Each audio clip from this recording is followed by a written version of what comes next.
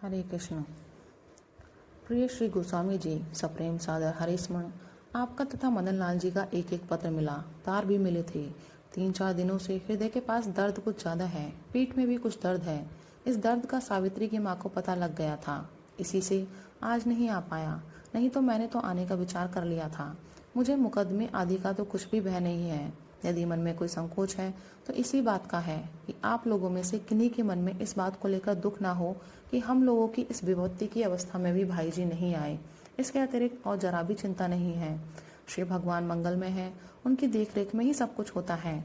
आपका हमारा हृदय इस बात को जानता है कि अपने ना तो कोई बुरी नियत थी, न मुसलमानों पर न मस्जिद पर आक्रमण करने की कल्पना थी, न किसी ने आक्रमण किया ही। इस पर भी यदि वे लोग गड़गड़ाकर कोई केस खड़ा कर सके तो मानना चाहिए कि यही भगवान की इच्छा है। भगवान की कृपा ही सब कुछ कराती है। उन्हीं के विधान से, उन्हीं की गीता जयंती के जुलूस पर हमला हुआ, उन्हीं के विधान से चोट लगी, उन्हीं के विधान से आगे जो कुछ होना होगा होगा ही। अपने भगवान के सामने निर्दोष हैं। इस पर कलेक्टर साहब हमें क्यों दोषी मान लेंगे? थोड़ी देर के लिए मान ले, किन्हीं के उल्टा सीधा समझा बुझा देने से उनका विचार पलट जाए और वे हमें दोषी ही मानने लेंगे तो हमारा क्या बिगड़ेगा? हम लोग जब तक भगवान के सामने निर्दोष हैं तब तक यहाँ की किसी भी घटना से हमारे यथार्थ नुकसान कदापि नहीं हो सकता।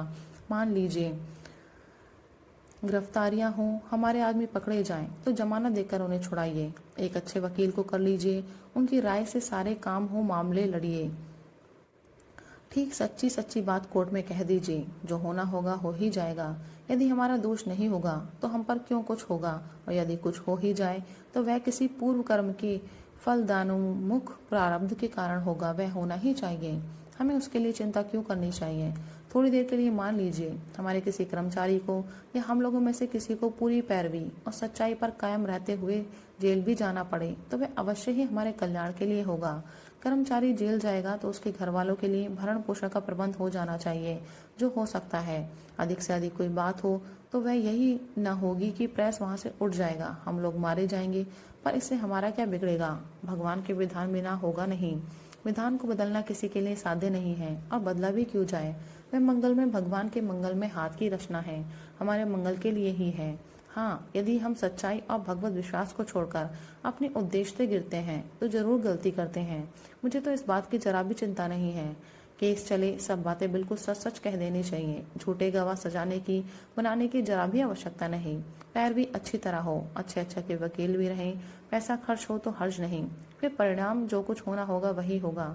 मान लीजिए प्रेस की बदनामी होगी, कलेक्टर का मन फिर जाएगा, इससे क्या बिगड़ेगा?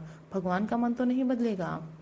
आखिर सत्य का परिणाम विजय में ही पर्यवसित होगा, चाहे वह हमारे इस जीवन में सामने न आए। मैं आपसे मदन लाल जी, गंगा बाबू, पंडित लादूराम जी, बजरंग लाल जी, श्री शुक्ल जी महाराज, बगीचे के सभी लोग तथा और सभी से यह अनुरोध करता हूँ कि भगवान और सत्य पर तथा भगवान के मंगलमय विधान पर निश्चित विश्वास करके परिणाम की ओर से तो निश्चिंत हो जाइए। जो उन्होंने रचा है वही होगा और वही मंगलमय होगा, चाहे देखने में भी भयानक ही हो। जरा भी चिंता करके उनकी कृपा पर अविश्वास मत कीजिए। इच्छा यदि ही रहे, गोरखपुर में शांति रहे और प्रेम बढ़े। अपने मन से किसी भी मुसलमान का बुरा ना चाहा जाए, सबका भला हो, सब सुखी हो, यही भाव रहे। एक अच्छा वकील तय कर लें, उनकी राय से काम करें। मैंने पंडित हरदेव शर्मा जी को डालमिया नगर से बुलाने का तार दिया है, वे शायद पहुंच गए हों। बहुत ही होशियार तथा योग्य पुरुष हैं, उनसे काफी मदद लीजिए, परंतु विश्वास को रखिए भगवान पर ही, किसी चाल या चालाकी पर नहीं। मुख्य बात तो भगवत कृपा और भगवत विधान पर तथा सत्य पर विश्वास है, जरा भी चिंता की बात नहीं है। रही मेरे आने की बात तो इस काम के लिए मैं तो अपनी कोई आवश्यकता नहीं समझता। भगवान का रचा हुआ ही हो रहा है, रचा हुआ ही होगा। ना मालूम किस रूप में भगवान क्या करना चाहते हैं। हाँ, आप लोगों के चित्त में मेरे न आने से कोई धक्का लगे तो उससे मैं बहुत डरता हूँ। मैं आज ही चला आता परंतु नहीं आ सका, इसमें भी भगवान का ही विधान है। अब यदि आप लोग यही समझे कि मेरे आने से ही आप लोगों को संतोष होगा तो किसी भी हालत में मुझे जरा भी इनकार नहीं। मैं सदा ही आपके साथ हूँ। अधिक क्या लिखूं? भगवत विश्वास, साहस, परिणाम के संबंध में निश्चिंतता, सत्य ना छोड़िए और बुद्धिमानी के साथ कार्य करते रहिए। आपका हनुमान। राधे राधे। हरे कृष्ण। रतनगढ़, बीकानेर, 29 दिसंबर 1939। प्रिय श्री गोस्वामी जी, सप्रेम सादर हरे स्मरण। परसों आपका तार मिला था, कल 2 तार तथा पत्र दिए थे, सो पहुंचे ही होंगे। आज सवेरे आपका तार मिला। उसी समय श्री चेतराम जी छोटे लाल जी का मदुरा से घबराहट का तार मिला। उन्होंने चारों के गिरफ्तार होने की बात लिखकर मुझे तुरंत गोरखपुर जाने के लिए अनुरोध किया था। यह भी दर्द था, परंतु मैंने निश्चय कर लिया, सावित्री की माँ से भी सम्मति ले ली थी कि यदि गोरखपुर को तार देने पर उत्तर में बुलाने का समाचार आ जाए तो मैं गोरखपुर चला जाऊं। इसी निश्चय से आपको तार दिया गया तथा दादरी में श्री जयदयाल को तार दे दिया गया कि मेरे साथ जाने के लिए श्यामलाल जी वकील को तैयार रखो, तथा मधुरा को भी तार दे दिया था कि मैं गोरखपुर के तार की प्रतीक्षा कर रहा हूँ। स्वास्थ्य बहुत अच्छा न होने पर भी मैं गोरखपुर चला जाऊंगा, आपके तार की प्रतीक्षा कर रहा था। इसी समय आपका तार मिला। पढ़कर बड़ा आश्वासन मिला। मैं आपको पहले ही लिख चुका हूँ, ये दर्द कुछ बड़ा हुआ सा है, परंतु उस दर्द के कारण मैं आवश्यक होने पर रुक नहीं सकता। आज तो दर्द भी कुछ कम है। यद्यपि मुझे इस मामले के कारण कोई चिंता नहीं है, न भगवान के मंगलमय विधान में जरा सी शंका ही है, तथापि प्रेस वाले, साहेबगंज वाले यह अनुभव ना करें कि भाई जी हमारी विपत्ति के समय नहीं आए। इसी से मैंने अपना विचार स्थिर कर लिया था। अब आपका तार मिलने पर रुक गया हूँ। आपको मेरे आने न आने के बाबत कुछ नहीं लिखा। स्थिति कुछ ठीक है और मेरे दर्द का समाचार आप पा चुके हैं, इसलिए बुलाने की बात तो कैसे लिखते। और मेरे गोरखपुर जाने से कुछ सुविधा की संभावना है ही, इसलिए ना भी कैसे लिखते। परंतु मैंने तो यही समझा कि जैसी घबराहट पहले थी वैसी अब नहीं है, इसलिए मैंने गोरखपुर का विचार अभी छोड़ दिया है। कल के और आज के लिखे हुए आपके पत्र मिलने पर या बीच में कोई दूसरा तार मिलने पर पुनः विचार किया जाएगा। यह समझ में नहीं आता कि इन लोगों को क्यों पकड़ा। ये तो बेचारे निरीह आदमी हैं। पकड़ते ही इन लोगों की तो एक बार बुरी दशा हो गई होगी। हमला तो मुसलमानों ने किया था, उनमें से एक को भी क्यों नहीं पकड़ा गया? क्या पुलिस की जांच पक्षपातपूर्ण हो रही है, अथवा कॉन्फ्रेंस के समय हिंदुओं को डराए रखने के लिए ऐसा किया गया है? कलेक्टर का रुख कैसा है? मेरा पत्र उन्हें जरूर दे दिया गया होगा। वास्तव में हिंदुओं को कलेक्टर पर यह जोर डालना चाहिए था कि हम लोगों के शांति में जुलूस पर अकारण ही आक्रमण किया गया, इसलिए उन लोगों को उचित शिक्षा मिलनी चाहिए जिससे आइंदा ऐसा न होने पाए।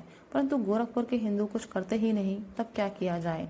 विशेषांक के लिए श्री गर्दे जी को बुलाकर काम शुरू कर देना चाहिए। आपको तो अधिक समय इस काम में लगाना पड़ेगा। आपका हनुमान। राधे राधे। हरे कृष्ण।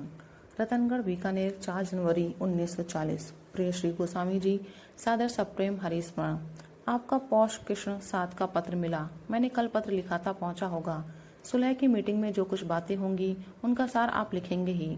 श्री ज्वाला प्रसाद जी ने तो वायसराय, गवर्नर, गांधी जी, नेहरू जी आदि को तार देने के लिए कहा बताते हैं, परंतु मेरी समझ से उसमें लाभ नहीं है। गांधी जी, नेहरू जी का मत मुसलमानों के लिए यही होना संभव है कि उनके सामने आत्मसमर्पण कर दो। यद्यपि हम लोग शांति ही चाहते हैं, तथापि यह हमारे मत के अनुकूल नहीं है। वायसराय, गवर्नर आदि को तार वगैरह कलेक्टर को सूचना देकर या उनसे कुछ ना होता दिखे या वे जानबूझकर अन्याय करते हों तो उनसे भले की आशा ना हो तभी देने चाहिए। नहीं तो जैसे कलेक्टर कह गए हैं उन्हीं को मार्फत गवर्नर के पास अपनी सच्ची बातें जाएं तो और अच्छा है। श्री महावीर प्रसाद जी के मार्फत सुलह का प्रस्ताव आ रहा है सो ठीक है, यदि विश्वसनीय पुरुषों के द्वारा आए, धोखे की संभावना ना हो तो अपने तो सदा ही सुलह चाहते हैं। आपके लिखने के अनुसार ना तो अपने किसी से दुश्मनी है और न अपनी ओर से हमला या कोई जाति ही हुई है। गोरखपुर के दंगे के इस मामले में श्री शुक्ल जी का प्रयत्न, पुरुषार्थ, दौड़ धूप, साहस, बुद्धिमानी सभी सराहनीय है। इस संबंध में आप श्री जयदयाल जी को कुछ लिख सकते हैं। श्री महंत जी बाबत भी लिखना चाहिए। इनका उचित एप्रिसिएशन होना चाहिए। सबसे ज्यादा यथा योग्य श्री जयदयाल जी वाला लेख जल्दी ही भेजने का विचार है। आपका हनुमान। राधे राधे।